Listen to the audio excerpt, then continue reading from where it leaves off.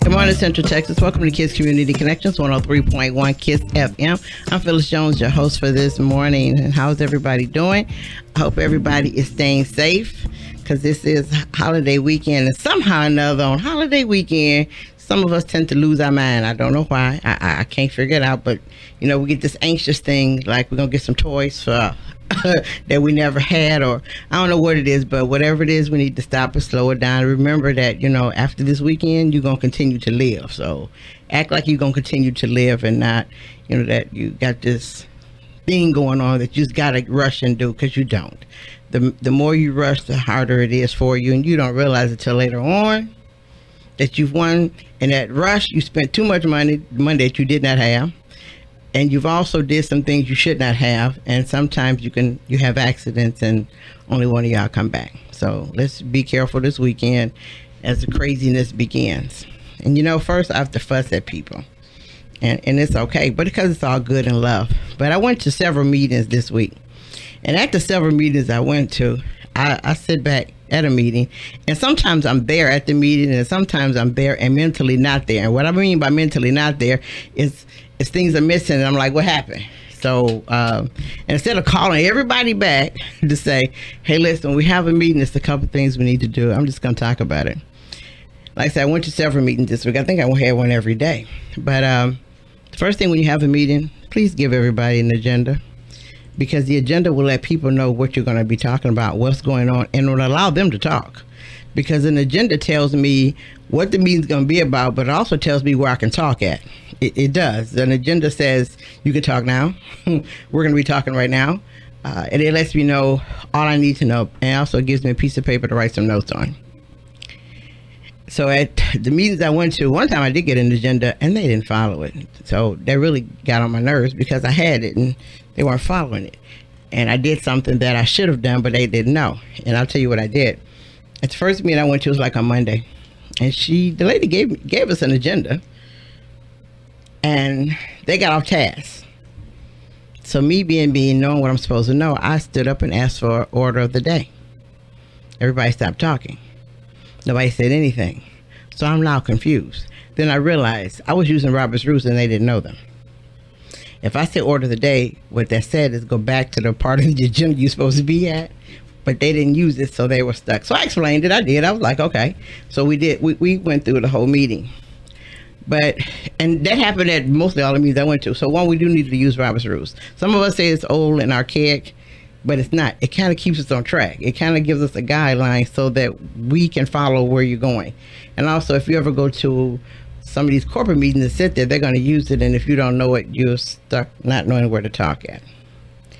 The other part is, sometimes when we have a meeting, and it happened almost every day, sometimes we get into a comfort zone. You know, if we're conducting a meeting, we get into a comfort zone. We shouldn't get into the comfort zone, because we get into our own comfort zone and realize that it's not their comfort zone. And I'll say it like this. I went to a meeting, this lady was saying, she said, well, you know what? Since we're all Christians, you can understand this. Well, she just told everybody else, if you're not a Christian, you won't understand what she's saying. Now, she didn't mean to insult people, but you do when you separate everybody out, you do. And a lot of our soldiers and retired soldiers and active duty, they have a habit of saying, if you're in the military, you'll understand this. Well, that means if you're not in the military, you won't understand what you're saying. They didn't mean to say it, but it was their comfort zone. It is. Military is their comfort zone. Christian, that might be these people's comfort zone, but they got to remember that it's not everybody's comfort zone. And sometimes when you say things, you separate one from the other, and you basically said, since you're not part of this, you just don't know. Well, most times you overlook that, you do, but then you go back to find out some people actually, you know, go, wait a minute, hold up. Now you're saying I'm dumb, or now you're saying I won't understand. Well, what they didn't, what the speaker did, or the person in charge did, was went back to their comfort zone. So when you conduct a meeting, have an agenda. Please use Robert's rules so people will know when to talk and when not to talk. And also, get out of your comfort zone. You must be in no comfort zone when you have a meeting. What I mean by no comfort zone is, don't get your comfort zone, don't get in anybody. Stay in no zone. So therefore, you're talking to the mass of everybody. Because immediately when you ask anybody, is anybody in here, boom, and they raise a hand, and then you talking to them, then you've just separated everybody. Now, it's different if you say, you know what, we want to do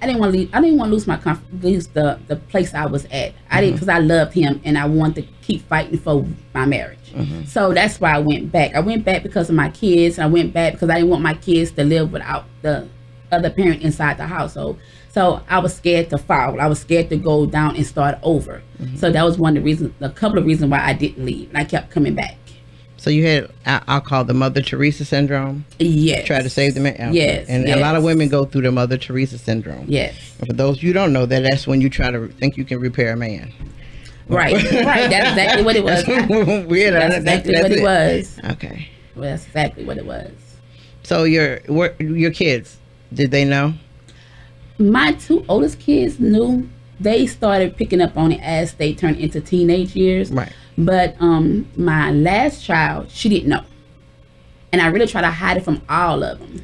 I didn't want them to know. But the reason why my two oldest kids knew, because we taught them how to drive early. So when something was to happen to the household, they had to be able to have the keys to go and go to my mom's house. So that's how they end up knowing. Because they knew something was going to happen. Yes. And we basically knew something was going to happen because we knew this how he would approach inside the home. When he came home? Yes. He worked? Oh, yes. He was an excellent worker at work? Yes. Of course he was. Yes, course. he was. Yes, they were. Yes, they were. They were. I mean, and because through listening and training, you find out that the man who does that, he's the best worker his job has. He gets promoted. Right. I mean, he gets everything at work because they don't know that once he comes home and shuts the door, there's a new person coming in the house. He had a hit and mass too. Right. Yes. It was two different people. So when you left, did he ever come try to find you? Yes. When I left him, I ended up moving in back with my mom. And then for a while, me and my kids was homeless. We had nowhere to go. And so when I did find a place to go, he was still coming around, and I was letting him, because of the love I had for him. So I would let him come around. No, even whenever I moved to, I was still letting him come around because, like I said, I still had love for him. You know, for me, since I've never been a part of that, that's the part I can't understand. And you know, that's for me. That's the part that I don't know how I could still love somebody who's trying to beat me half to death. And I don't. Right. Maybe it's me, or maybe I've never been in it, because I can't. I'd be the one in jail because he'd be dead, and I'm serious. He'd be dead. I'd be in jail. Yeah, that's so I can't understand that. I think it was because the first hit scares you. Okay. You don't know what to do because you've never been in that situation before. Right. And then I was young, and it was already playing in my head that if I don't hit you, if I don't do this, that means I don't love you. Okay. So it's playing in your head that, he do this because he loves me. So it took me many years to realize that love's not supposed to be like this. Right. Love doesn't supposed to hurt you or supposed to have you so scared. So the fearness that I had come from him. Right. Because he hadn't planted so far in me that no one would love you because you got the kids. No one would love you because you ain't worth it. You just go to work, take care of the household. That's all you good for. So it was planted in me all them years. So he's the only man that I knew. So how about, was anybody else in your family? Well, part of domestic violence? No, that you knew? No, not as I know of. Wow. No, and I did it because when I first met him, got together, it was I was spoiled. My grandmother had raised me, and I was used to certain things. And when I went back to my mom was a single parent. She raised 5 of us, and I didn't know how to adjust to the way she was living and the way my grandmother had raised me. So it was kind of like adjusting. And when I when I met him, I was getting ready to go to the Air Force, and I was pregnant with a child. So my 2 oldest kids that he took as his wasn't his. Okay. So I loved him because he took care of kids that wasn't his. So that was like an A+ for me. Then he started doing things for me. He bought my first car, my first house. So them little things that made, okay, you know what? Yeah, he taking care of kids, not his. He's doing everything that I want him to do. So he played with your mind. So yes, and he did everything that I wanted him to do. But I was still, even though he hit me and he did things to me, it just drew me closer to him. I didn't want to lose him, so I fought in the streets over him. I did whatever it was to hold on to him. Wow. Wow. So the little girl who was quiet, turned into a whole totally different person. Okay, I'm gonna ask my guest a question. It's Tavares. Good morning. How you doing? Good morning. How you doing, Miss Phyllis? So how you feel listening to her? You're a male. Well, as a male, I have many feelings as I'm listening to my sister as she's speaking this morning. I mean, because I was raised in a household that had domestic violence as a disease that existed in that environment. And once I became a man, and these are sicknesses that we are exposed to in our evolution that we have to grow through, and we have to understand them so that we come up with solutions for them, comprehensive solutions, how to address it. Because people find themselves trapped in that vicious cycle, and until we as men, I'll say specifically, make a concerted effort in order to break the cycle, and by learning the true value of the woman so that we can put her in her right position in society, then what we do is we condemn our society to destruction and the deterioration, and our children suffer as a result of it. So as I'm listening to her, people who know me, they said stop looking so mean, but it's impossible not to be angry as I'm listening to what she had to experience as a result of being in a bad relationship. But I don't, with all due respect, I don't necessarily particularly fault the man. I fault the society or the situation or the system that cultivated in our men a lack of responsibility and devalued our women, that leads to them being treated in a fashion that she definitely didn't deserve to experience in that relationship. And with all due respect, ignorance of the situation or the system of the evolution of it is not permission to participate in it. And so at some point as men, as we grow up, we realize sometimes you got to put your hand, you got to whoop some of them sometimes. You know what I'm saying? Somebody need to catch up with them and beat his ass in order to get them to understand that you don't treat women like that and serve as examples. And if it's me, man, beat me. You know, we got to be able to at some point stop playing games with people, and so my heart is torn, and I grew up with a strong mother. My mother was Miss Phyllis. My mother was, you ain't finna really necessarily come through. I never saw my father hit my mother, right? But I saw my mama tear that household up. You understand me? I saw my mama tear that house up. You see what I'm saying? So it was fighting in our house, but I know that my mother was definitely the aggressor because she was an aggressive woman. My mama was from deep South Carolina. She ain't play no games, and I remember one time my mama came. I ain't gonna tell no story about my mama. Hey, and those of y'all know my mama, keep my mama name out y'all mouth, right? But women are changing, right? Women are changing. Our woman is becoming stronger, and as men, as our woman becomes stronger because she has to defend herself, we become weaker as men because we wrestle and we fight for positions of superiority in our community. When what we need to do truly is understand the function and her vitalness to our situation in our current condition, and then we need to support our woman with everything that we have, because as a nation we can rise no higher than our woman, right? And you got our unfeathered support. Anything that you need from us, we are here for you. Okay, so your event, when is it? We'll just say, what time frame are you looking at? I'm looking at September 30th, the time frame. Okay, and we're gonna have, is it gonna be open for all women? Or? Yes, open for all women. Yes. All right, so you're just gonna have a talk. Yes, a talk and a teaching. Definitely. And the reason why I say teaching is because those of us who haven't been through it need to understand. Right. Because I didn't know, and I'm going to just say it. So men, y'all just listen to what I'm going to say, because it's kind of off task. And any woman who's suffering need to know. I had to learn to teach the women who were listening to my show at the time how to build the getaway kit. So what I told them is, your sanitary napkins bag that those are in, you take your important papers and put them in there, because no man is going to be digging in that bag. That is a bag he's not going to go into to see anything. So it becomes safe for you to use. Right. And I learned that, and when I said that, I was actually listening to what I said and said, no, I didn't say that. But sure enough, when I did the funeral, as a lady came up to and holding her bag like this, and I was like, no, she is not. But I understood what she was doing. I understood, and other women knew it, but some women were like, why is she holding? Don't worry about it. But what she did is she took her time and collected all her papers and put them in there. And like I told her, who's gonna look in there? We don't want to go, nobody went in it. So, and she didn't realize how safe that bag was. You know, that bag became part of her whole life because everything she needed to start over was in that bag. And like she said, he never looked. I'm like, no, you don't look. Did you look? You know, but I had to learn to do that through going to different meetings. I delved all the way into what I did. I went to meetings so I could understand, because there were certain things that I couldn't understand because it's not me. You know, and my mother would have been the one beating up my dad. She really probably would have. She would have been the one beating him up. She would have. You know, he would have been gone somewhere. But I didn't experience that in my household or in my family, because all the women in my family would have been the aggressors.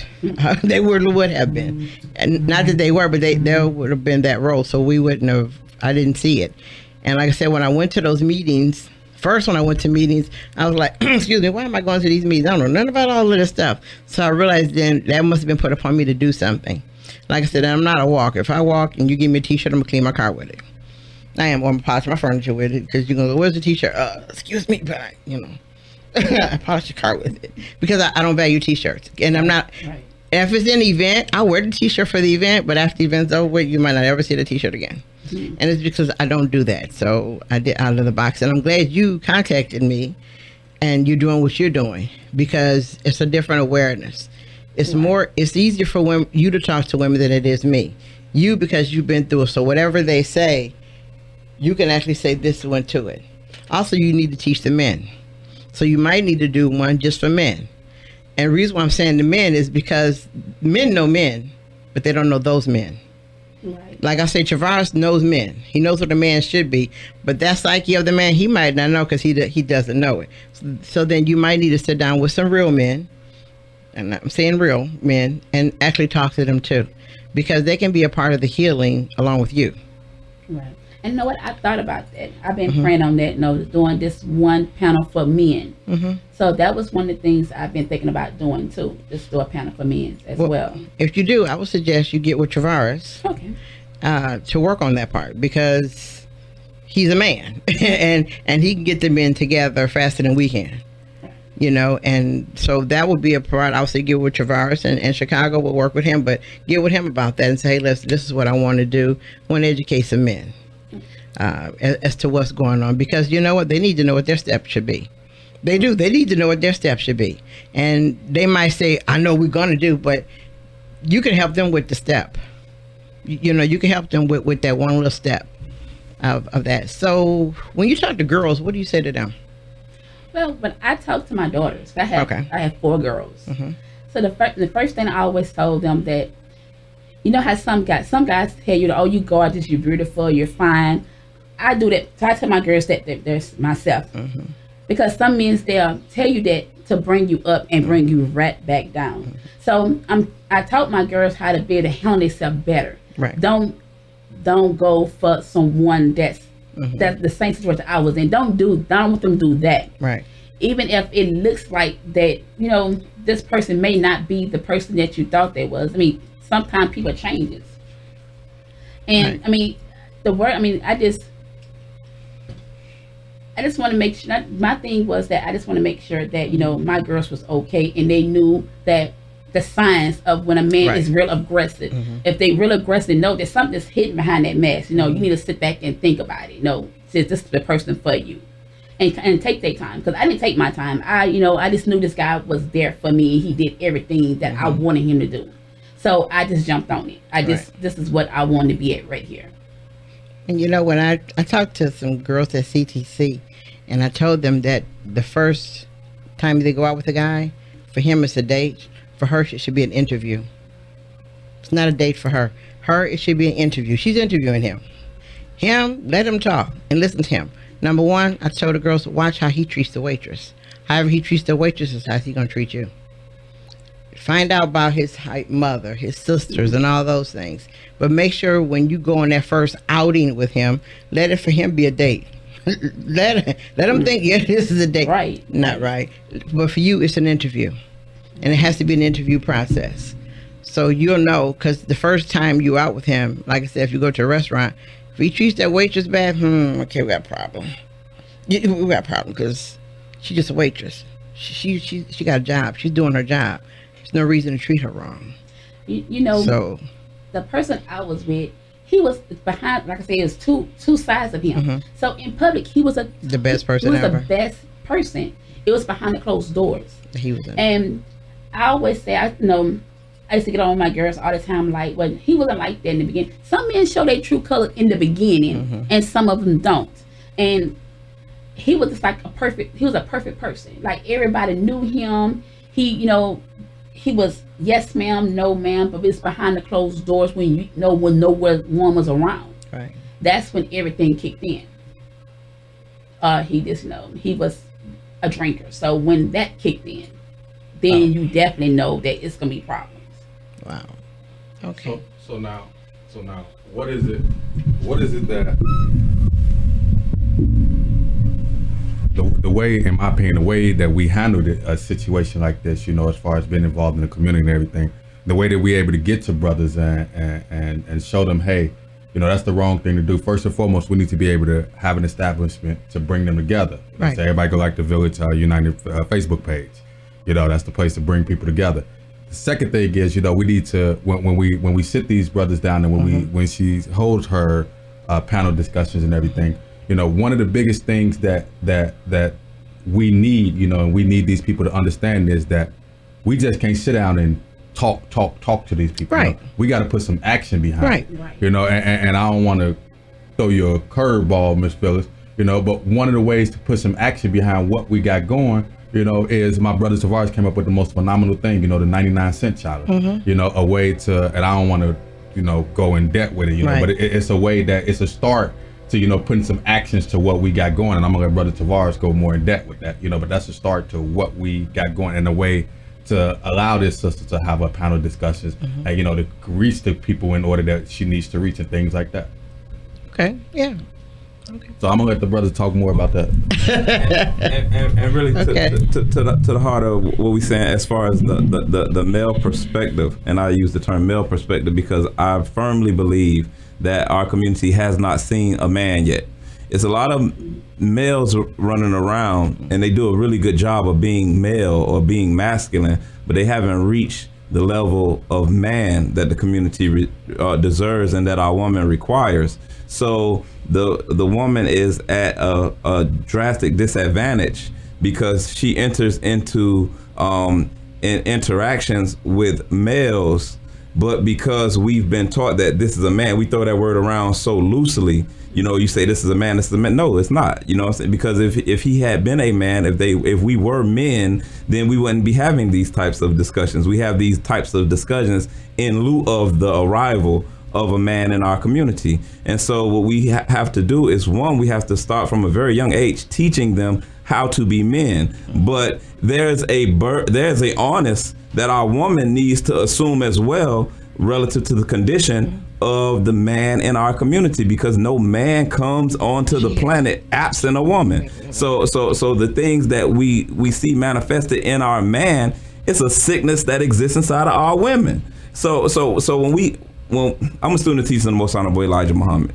The Most Honorable Elijah Muhammad says 75% of his work was with the woman, because wherever you see a no good woman, you see a no good man that made her that way. But if you see a no good man, you gotta acknowledge that it was a no good woman that got him to that point. And it's not to talk about women, but this sexism that exists inside of our society that has separated our community along sexual lines. The man, the no good man, the woman is a thought. This foolishness that exists right now, if we don't correct it in our dispensation of time, we sentence our children to death. So we need to, one, develop a man. Really, none of these jokers should be able to enter into interaction with women until they get certified. When you go sit down with them, you should ask them to bring a copy of their man diploma, where they had to come down and sit and get certified by a man that this joker here, he know how to pull out a chair. He know how to pick up the check. He know how to watch his doggone mouth when he talk to her. He know how to treat her like a lady, like they say. That was a song when y'all generation was treat her like a. He know how to